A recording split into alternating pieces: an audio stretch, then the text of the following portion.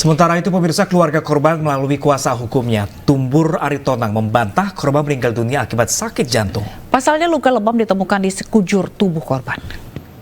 Jadi kami tadi ngobrol sama tante korban, ditunjukin juga tadi ada video, memang ada luka-luka memar, lebam ya. Cuman itu harus dipastikan penyebabnya, makanya kita mungkin tunggu sama-sama. Kalau secara kasat mata dilihat memang ada luka lebam di sini, di tangan, di perut, hampir sekujur tubuh lah.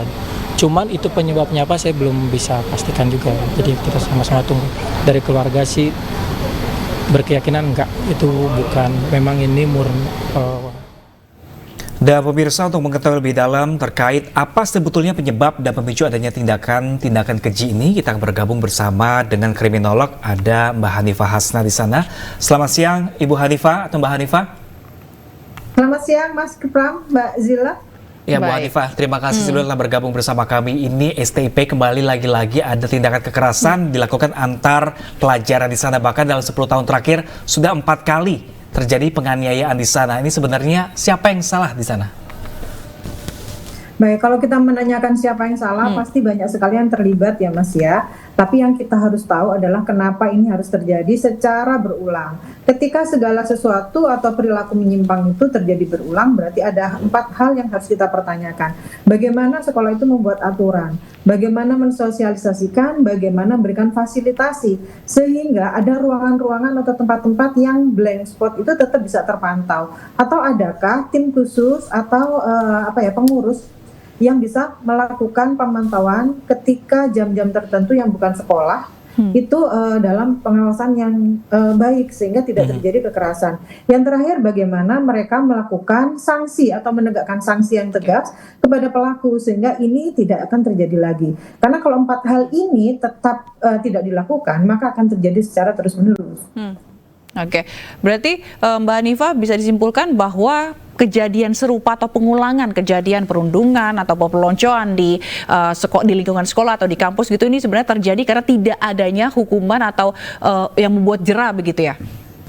Itu salah satunya. Tapi hal lain adalah adanya relasi kuasa antara senior dan junior. Kita sama-sama ketahui ya, ketika ada senior berarti ada power yang lebih, mereka punya powerful. Sementara yang junior itu dapatnya powerless gitu ya.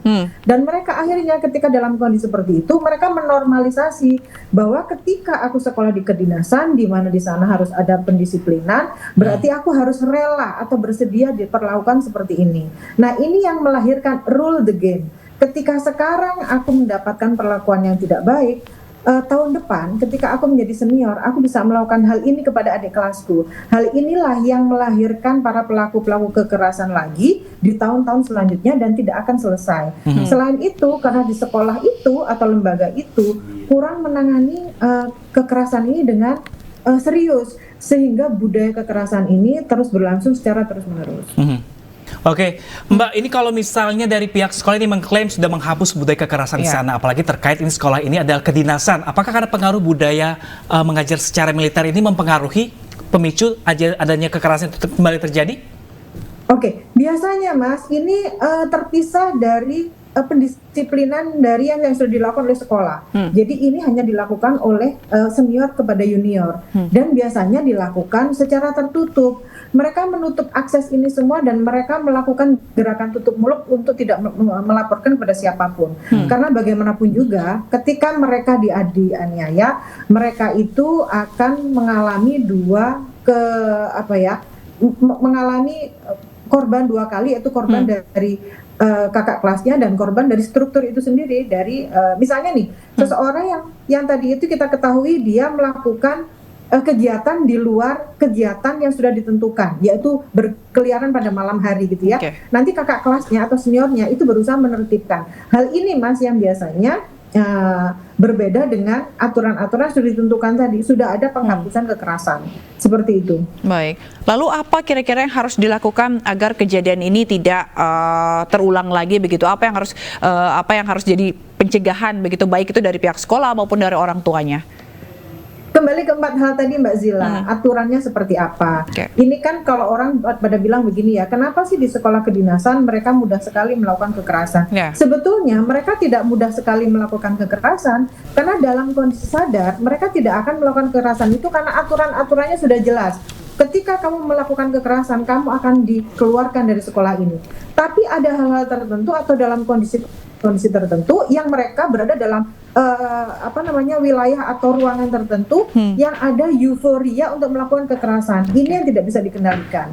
Jadi ada pertimbangan-pertimbangan tertentu dari kepribadian masing-masing siswa itu untuk melakukan kekerasan. Oke, baik, terima kasih banyak Mbak Hanifah Hasna selaku kriminolog ini atas informasinya dan juga perhatian juga untuk pihak sekolah agar tidak kembali terjadi kembali, dan semoga ini terakhir ya, tidak ada lagi di STP kekerasan apalagi berujung dengan Dan di sekolah-sekolah lain ya kematian. Tante. Oke, baik.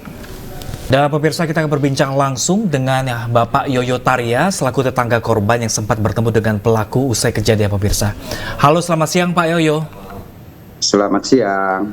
Ya, Baik. Pak Yoyo, mungkin pertama kali sempat ketemu dengan pelaku sebelum atau setelah kejadian, Pak Yoyo?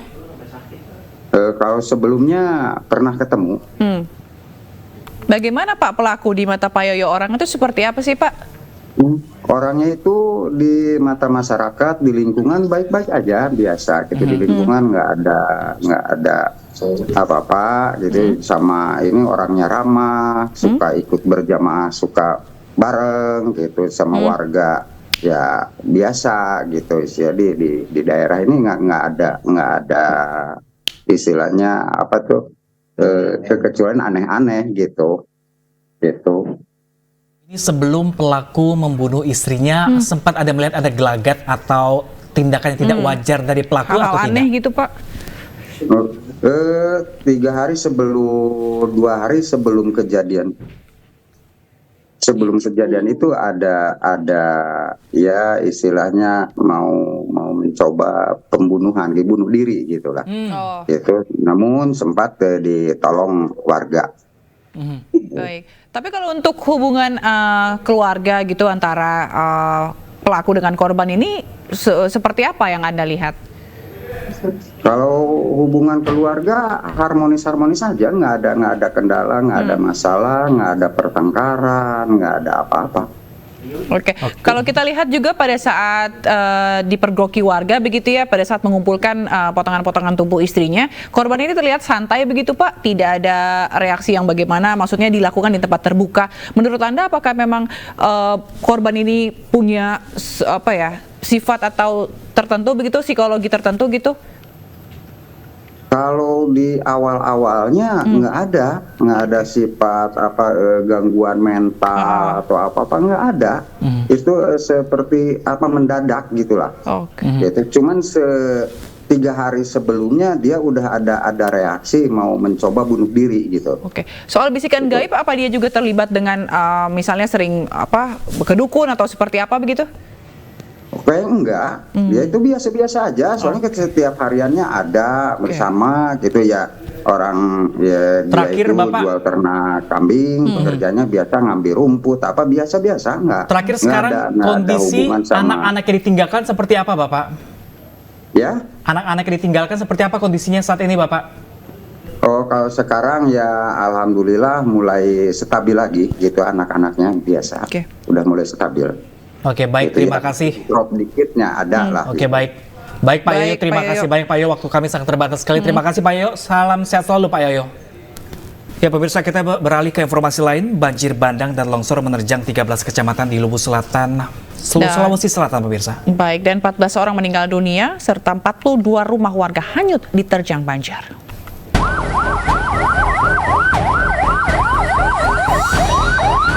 Jalur Trans Sulawesi Poros Makassar Palopo masih lumpuh akibat banjir bandang yang menerjang Luwu, Sulawesi Selatan. Ratusan kendaraan dari kedua arah terjebak macet panjang. Panjangnya antrean kendaraan membuat sejumlah pengendara motor nekat terobos banjir. Akibatnya, kendaraan mereka mogok di tengah banjir dan terpaksa didorong dibantu oleh warga. Untuk mengurai kemacetan, polisi memberlakukan sistem perlintasan dengan cara bergantian. Sampai saat ini untuk jalan Trans Sulawesi dari arah utara ke Makassar atau dari selatan dan sebaliknya selatan ke utara masih sementara banjir dan masih tergenang air di jalan. Upaya yang kami laksanakan saat ini yaitu untuk membuka tutup dengan 5 kendaraan lewat, 5 kendaraan dari arah utara, sebaliknya pun kami arahkan seperti demikian. Sementara itu, hingga kini air masih menggenangi sejumlah wilayah di Luwu dengan ketinggian antara 1 hingga 3 meter. Warga pun telah dievakuasi dari rumahnya ke tempat aman. BNPB mencatat ada 13 kecamatan yang terdampak banjir bandang. Ini kasihan rumahnya, opo aja. Banjir bandang yang menerjang Luwu telah menewaskan 14 orang. Jumlah ini bisa terus bertambah lantaran pencarian korban hilang masih terus dilakukan.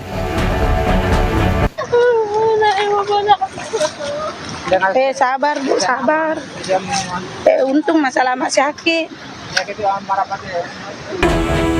Selain menimbulkan korban jiwa, bencana ini juga menghanyutkan 42 rumah warga.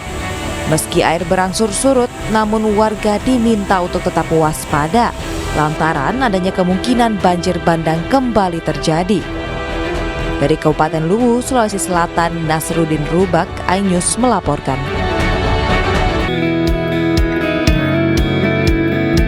Komitmen mendukung para pejuang kanker kembali ditunjukkan oleh MNC Peduli melalui program 1 juta masker untuk pejuang kanker.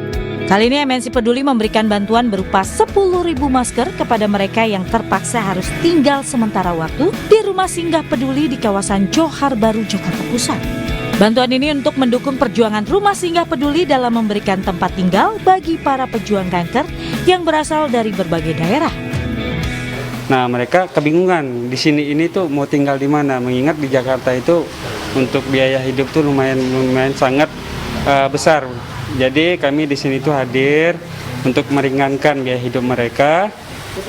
Ya, alhamdulillah dengan adanya rumah singgah ini sangat-sangat membantu dan mendukung bagi pasien yang tidak mampu atau kurang mampu yang jauh dari jangkauan. Tak hanya masker, MNC Peduli juga mengadakan permainan hiburan bagi para penghuni agar tetap semangat menjalani pengobatan dan memberikan buku bacaan kepada rumah singgah. Dari Jakarta, Nur Aryadin, iNews melaporkan.